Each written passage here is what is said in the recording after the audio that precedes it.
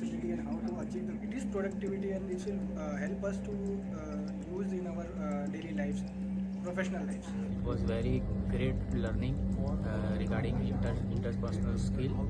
Think like out of box, listen carefully, and act accordingly. And it was very wonderful session.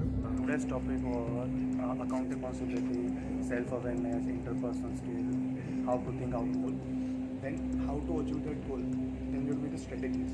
Because most of the time, out of 100%, you will do 60% task over here only, and rest 40% you have to utilize on the E and R. Like, how was our trainer today, Mr. Neeraj ji?